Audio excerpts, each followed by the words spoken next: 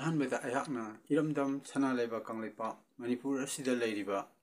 ꯂꯣꯜ ꯃꯌꯦꯛꯄꯨ ꯅꯨꯡꯁꯤꯖꯕ ꯈꯨꯗꯤꯡꯃꯛꯄꯨ ꯏꯀꯥꯏ ꯈꯨꯝꯅꯕ ꯎꯠꯆꯔꯤ ꯑꯃꯗꯤ ꯍꯧꯖꯤꯛ ꯑꯣꯏꯔꯤꯕ ꯃꯅꯤꯄꯨꯔꯒꯤ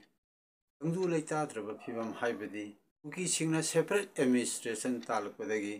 ꯂꯝꯗꯝ ꯑꯁꯤꯗ ꯃꯤꯇꯩ ꯀꯌꯥ ꯃꯤꯀꯞ ꯃꯤꯔꯥꯎꯈꯣꯟ ꯅꯪꯂꯤꯕ ꯑꯃꯤꯕ ꯏꯔꯝꯗꯝ ꯀꯟꯅꯕꯒꯤꯗꯃꯛꯇ ꯍꯣꯠꯅꯕꯗ ꯊꯋꯥꯏꯅ ꯄꯣꯟꯊꯥ ꯄꯤꯈ꯭ꯔꯕ ꯈꯨꯗꯤꯡꯃꯛꯄꯨꯁꯨ ꯏꯀꯥꯏ ꯈꯨꯝꯅꯕ ꯎꯠꯆꯔꯤ ꯃꯁꯤ ꯅꯩꯅꯒꯗꯕ ꯁꯔꯨꯛ ꯑꯁꯤ ꯒ꯭ꯔꯥꯃꯥꯔꯒꯤ ꯃꯇꯥꯡꯗꯅꯤ ꯃꯩꯇꯩꯂꯣꯟꯗ ꯍꯥꯏꯔꯒꯅ ꯃꯤꯍꯨꯠ ꯃꯤꯡꯍꯨꯠꯀꯤ ꯃꯇꯥꯡꯗꯅꯤ ꯆꯦꯅꯦꯜ ꯑꯁꯤꯒꯤ ꯃꯃꯤꯡꯅ ꯃꯅꯤꯄꯨꯔ ꯂꯦꯡꯒ꯭ꯋꯦꯖꯦꯁ ꯐꯤꯆꯔ ꯆꯦꯅꯦꯜ ꯑꯁꯤꯕꯨ ꯌꯦꯡꯕꯤꯔꯕ ꯈꯨꯗꯤꯡꯃꯛꯄꯨ ꯏꯀꯥꯏ ꯈꯨꯝꯅꯕ ꯎꯠꯆꯔꯤ ꯑꯗꯨꯗꯤ ꯑꯩ ꯍꯧꯖꯤꯛ ꯃꯊꯪ ꯃꯤꯇꯩ ꯃꯌꯦꯛꯀꯤ ꯃꯔꯝꯗ ꯅꯩꯅꯗ꯭ꯔꯤꯉꯩ ꯃꯃꯥꯡꯗ ꯑꯩꯈꯣꯏꯅ ꯂꯩꯔꯤꯕ ꯏꯔꯝꯗꯝ ꯑꯃꯗꯤ ꯃꯤꯇꯩꯁꯤꯡꯅ ꯂꯩꯔꯤꯕ ꯃꯔꯨꯑꯣꯏꯕ ꯂꯝꯗꯝ ꯑꯁꯤꯃꯨꯛꯇꯪ ꯍꯥꯟꯅ ꯍꯥꯏꯖꯔꯝꯒꯦ ꯁꯤꯅ ꯁꯅꯥꯂꯩꯕꯥꯛ ꯀꯪꯂꯩꯄꯥꯛ ꯃꯅꯤꯄꯨꯔꯗꯨꯅꯤ ꯁꯣꯝꯗ ꯂꯩꯔꯤꯕꯁꯤꯅ ꯌꯦꯛ ꯁꯂꯥꯏ ꯇꯔꯦꯠꯀꯤ ꯐꯤꯔꯥꯜ ꯑꯗꯨꯅꯤ ꯃꯆꯨ ꯇꯔꯦꯠꯀꯤ ꯐꯤꯔꯥꯜ ꯑꯗꯨꯅꯤ ꯃꯤꯍꯨꯠ ꯃꯤꯡꯍꯨꯠꯀꯤ ꯃꯇꯥꯡꯗ ꯏꯪꯂꯤꯁꯇ ꯍꯥꯏꯔꯒ ꯄꯥꯔꯁꯣꯅꯦꯜ ꯄ꯭ꯔꯣꯅꯥꯎꯟ ꯑꯁꯤꯒꯤ ꯃꯇꯥꯡꯗ ꯑꯩ ꯃꯊꯪ ꯅꯩꯅꯖꯔꯛꯂꯒꯦ ꯑꯗꯨꯗꯤ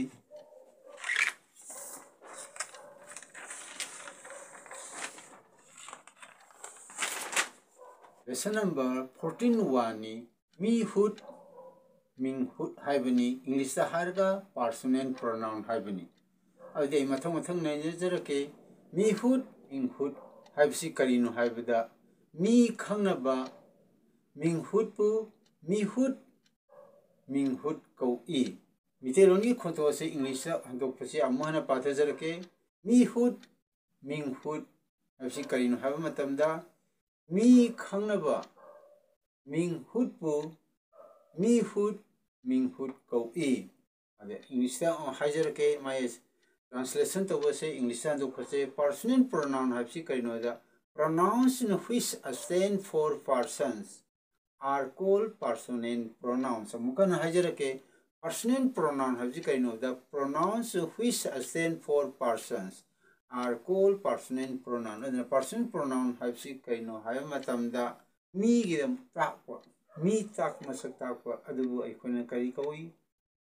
personal pronoun 하나 거위 pronoun 합시는 그이노 하여다 나온기 머후신버니 나온기 머후신바 아두가 미 딱바 미 마석 딱바 아두부 그이 거위 미 딱바 아두부 personal pronoun 거위 제 쿠담다 나우바 수그누다 레이 마학 아이기 마루니 마학 파이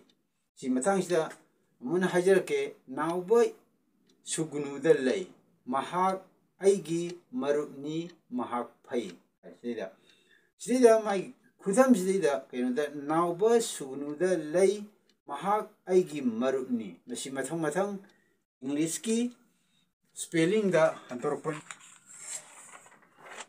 ꯃꯍꯥꯛ ꯐꯩ ꯑꯗ ꯁꯤꯒꯤꯁꯤ ꯑꯃꯨꯛ ꯍꯟꯗꯣꯔꯛꯄꯅꯤ ꯃꯍꯥꯛ ꯐꯩ ꯍꯥꯏꯕꯁꯦ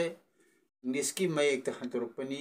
ꯃꯍꯥꯛ ꯐꯩ ꯍꯥꯏ ꯅꯥꯎꯕ lives at Sugnu he is my friend Nauba lives at Sugnu. He is my friend. Nauba Sugnu the lay mahak aigi marupni. He is good. Adi mahak pai. Ani suba khudam sida amana pajarake. Lalitabi sintakpini mahakna school da sang naina satli. Sintakpi haibasi oza hana sukhangnai Mitailonda sina sintakpi ana sumaina khangnai nupi do organa sintakpi nupa do organa sintakpa ana oza haibse sintakpi ani oza nupi je sintakpi ana sida mahu sinjare english ki spelling da Mitailon ki khonto se amana haijarake lalitabi sintakpi ni mahakna school da sang naina satli sida mu english da amuk translate tawjarake lalitabi is a teacher She goes to school regularly. Aba. Amakada muk lol nay nabigi matang da amuk nay nazarke. Sumay tawdana mihut minghut adi personal pronouncing asi kaday bukaw bugi amadi. Masi mataw karam tawdana English translate tawgadage badu hujik nay nade. Makata basidi hujik nay nagiba Mitailongi wahai parengsing amasung English translate tawbasing ase karam mitay longi mayek sing sijinay amadi karam mongda I haiba sing ado angtang nainajarake sida lol naina bahaisda lonchum pathaparing ase rule duni niyom duni punna grammar haibasini mi hut ming hut ki khudam adu tadi kaino habda examples of personal pronouns and personal pronoun ki khudam sing ase karino habda he haibase masi personal pronoun sida haijariba je now lives at sugnu de he is my friend ma aigi marupni haide now bazin gi mahut silibni he haibasina now bazi hanjan najan haidana gi damakta he jina mahut silini masibu kari kaweda mi hut ming hut kawi and English harga personal pronoun duni sumai ta udna she haibase masiju mi hut ming hut ni she raida leire ha matamda sida mathang parkuma tamda lalita bi sintapini mahakna school da sang naina setli habida lalita bi is a teacher she har pasidida lalita bi gi mahut siliba she je hadi mi gi mahut silibje masibu kari kaweda personal pronoun adga mitay londa hargana mi hut ming hut kawi mi hut habsina mausinba personal arsini adu di sida makhata ba mukne nazarake sida static number 1 da yauriba inap lumje si inap lum si kaino falling tone ni ada si ka kari ka manai e ga manai masida si falling tone ni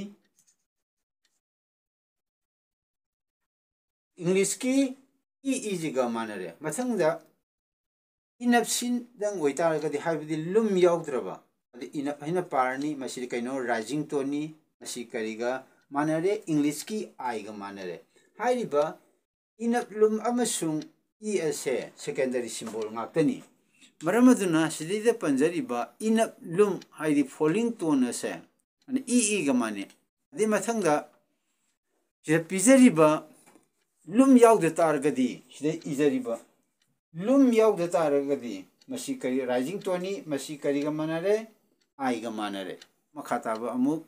nainazarake sida amu yengsi say number string number 2 jida si string number 2 jida hangnaba hai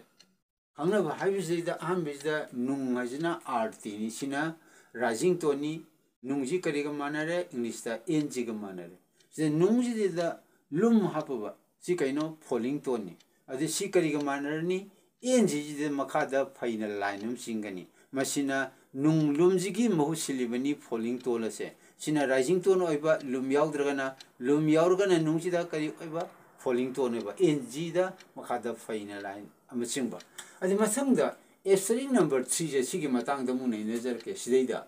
minghut harje singbada minghut habje akhane kari haigre ha matamda pronoun ni mase